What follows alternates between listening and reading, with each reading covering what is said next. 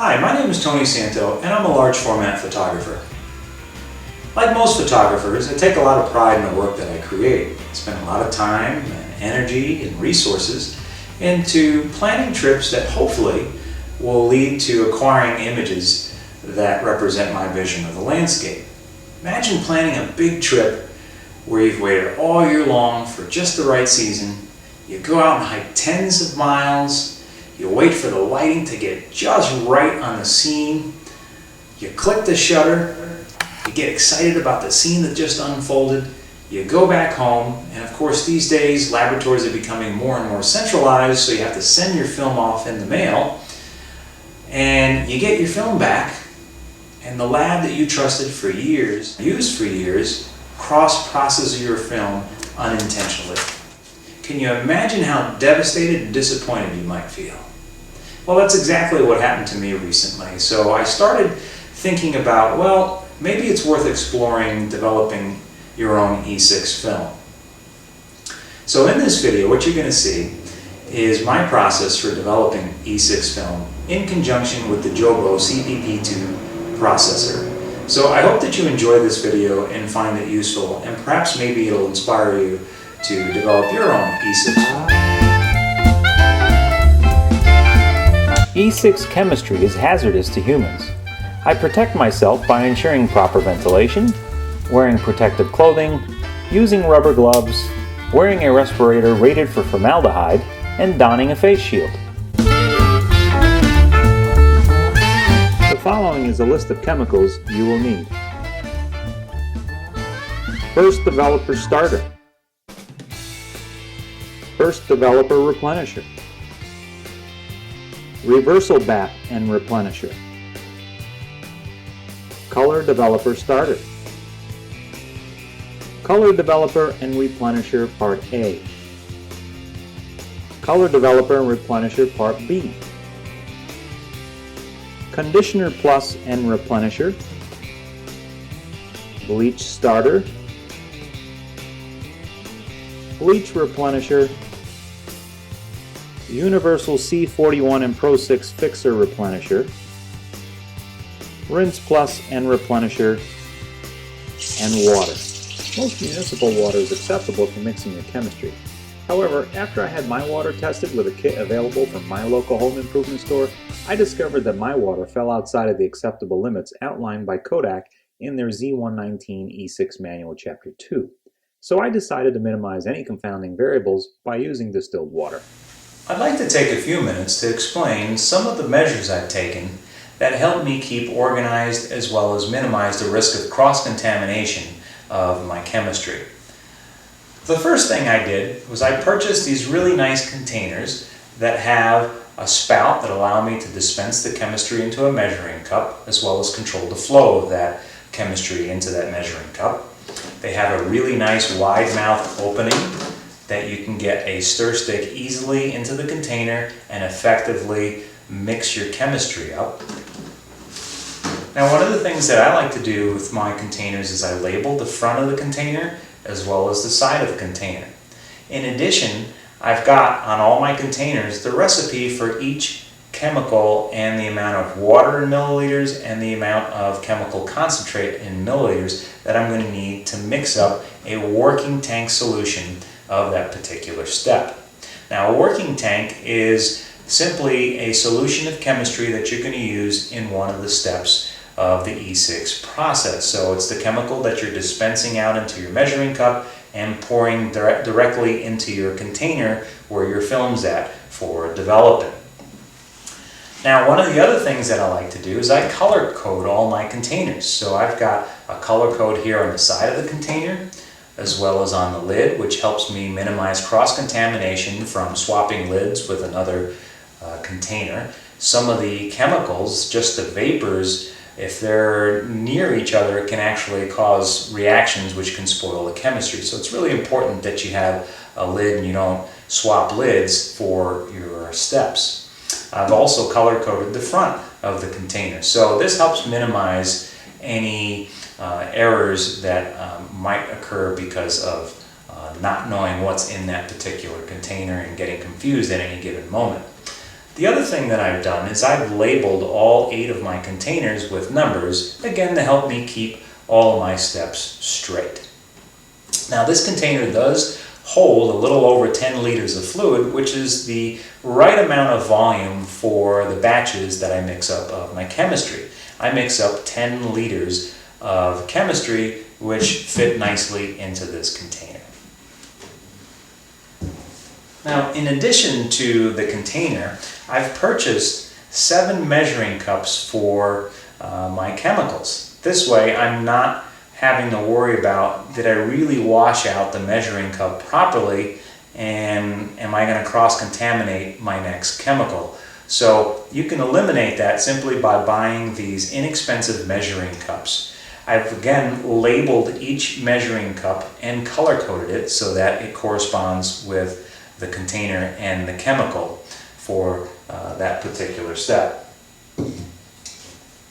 As you might imagine, the stir sticks are also important so that you help minimize cross-contamination. This is nothing more than a plastic spoon that I've gone ahead and labeled as well as color-coded. Again, just trying to ensure that each of the steps I'm not going to cross-contaminate my chemistry, and it helps me keep them straight. Now, just one final note, the container as well as this plastic spoon were both made in the United States, and they are relatively inexpensive. This whole setup that you see behind me here on this table cost me less than $80 in 2014 dollars. So that's a pretty good deal for having containers that are going to help you minimize the risk of cross-contamination and help you keep all your steps organized. I begin the process of chemical preparation by measuring precisely the amount of water that is needed for each working tank of solution and adding that volume to my tanks. The Fujifilm technical bulletins recommend that the water temperature be between 20 to 30 degrees Celsius upon adding the chemical concentrates.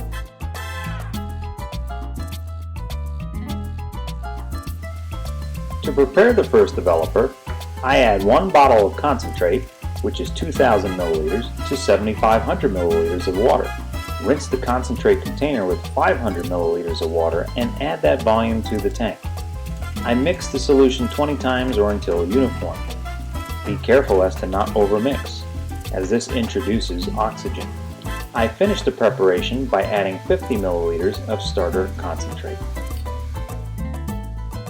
To prepare the reversal bath, I add 1 bottle of concentrate Replenisher, which is 400 milliliters, to 9,500 milliliters of water. Rinse the concentrate container with 100 milliliters of water and add that volume to the tank.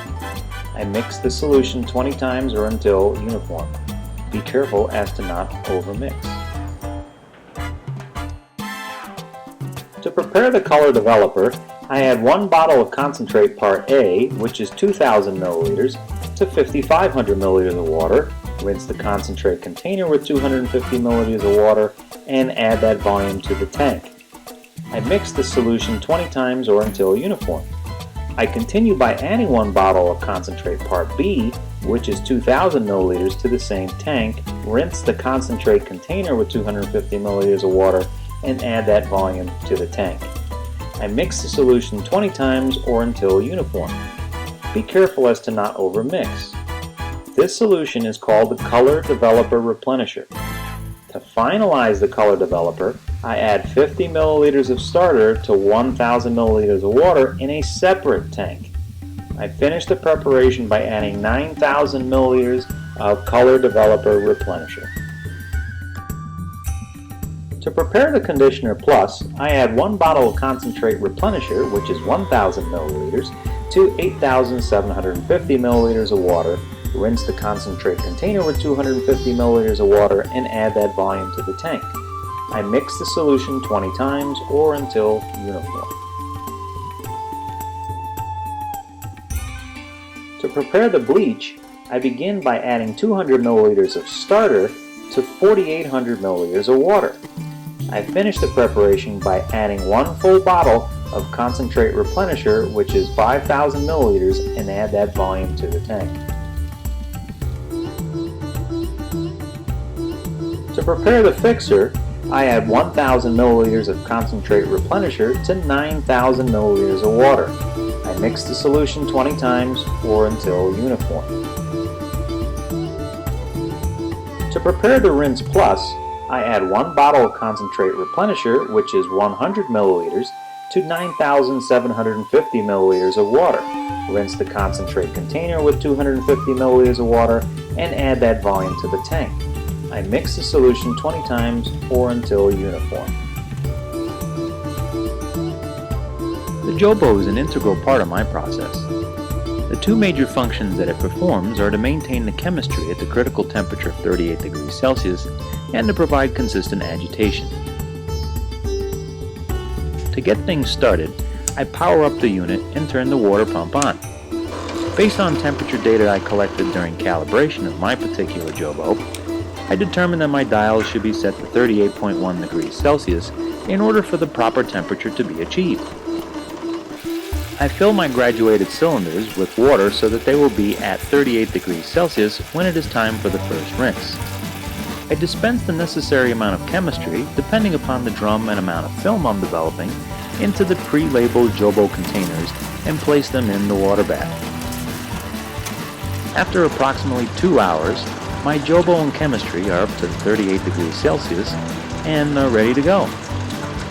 Here is a summary of the steps for E-6 developing and the times I adhere to in my process. Prior to attempting to develop film, please consult the Fujifilm technical bulletins and chemical package inserts, Kodak's Z119 manual, and Jobo's film processing guide to ensure your process runs smoothly.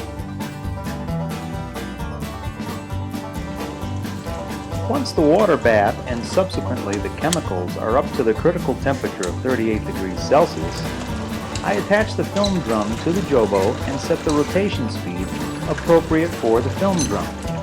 In this video, I'm using an expert drum, so I set my rotation to speed 4. I allow the drum loaded with my film to warm up for 5 minutes prior to adding any liquid. The developing process begins by pouring the first developer into the drum. This chemical reaction reduces the silver halides to metallic silver to create a negative image in each of the 3 layers of film and takes 7.5 minutes. So that is just enough time to squeeze in other activities, like a cup of joe, maybe even a shave, and if need be, a trip to the loo.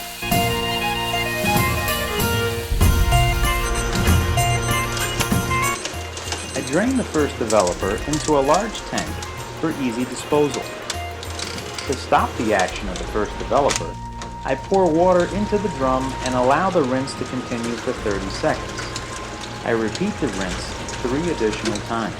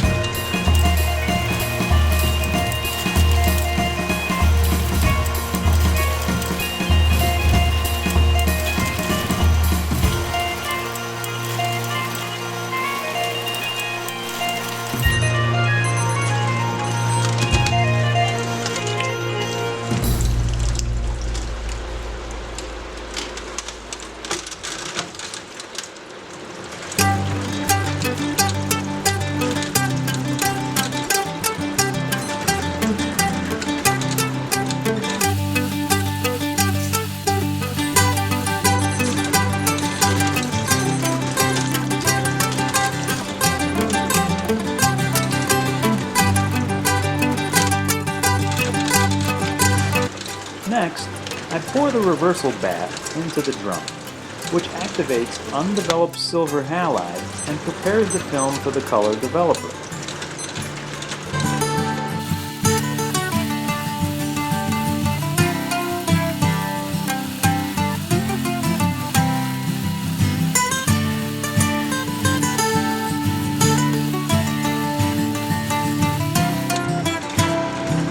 Once 2 minutes are up, I drain the drum.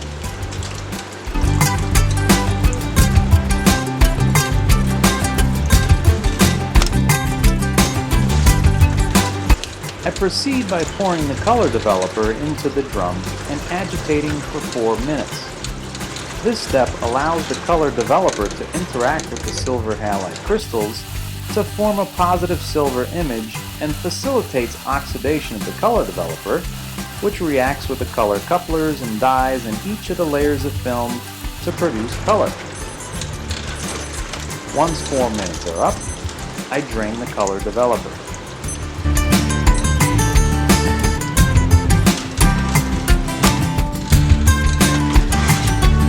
The next step is to pour in the Conditioner Plus and agitate for 2 minutes. This step helps maintain the pH of the next chemical, bleach, and preserves the film for long-term storage.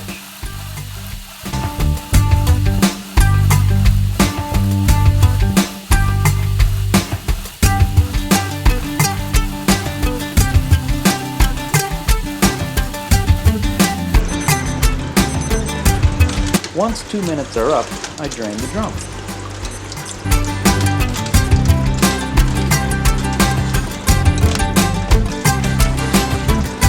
I continue by pouring the bleach into the drum and agitate for 6 minutes. This step converts the metallic silver of the film back into silver halide.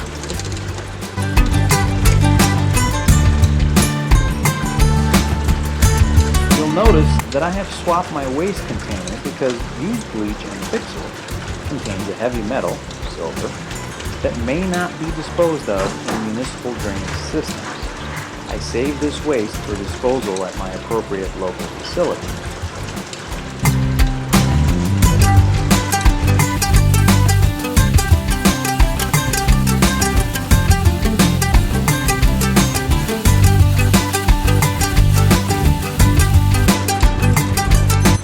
Once the 6 minutes are up, I drain the drum of chemical.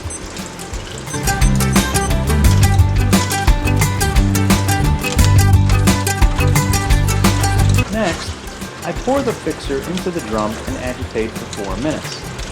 This step converts the silver halide crystals into soluble silver compounds for removal.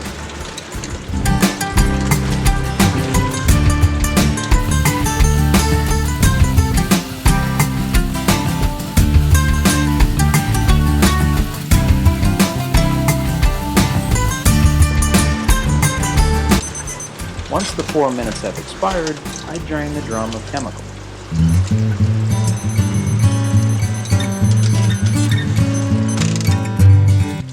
To complete the processing on the Jobo, I pour water into the drum and agitate for 30 seconds. I repeat this rinse process 9 additional times to remove residual chemical in the drum and on the film. It is noteworthy that water temperature is not a critical factor at this point in the process.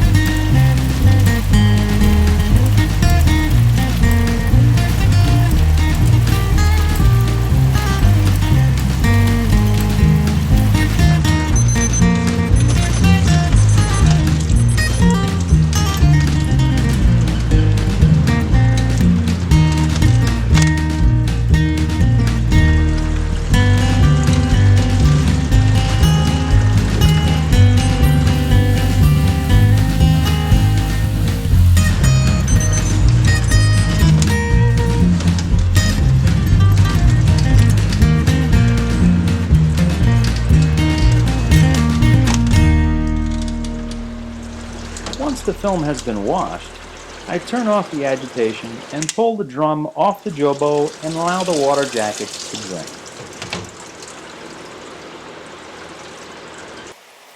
The final step is to place the film in the final rinse for 1 minute at ambient temperature.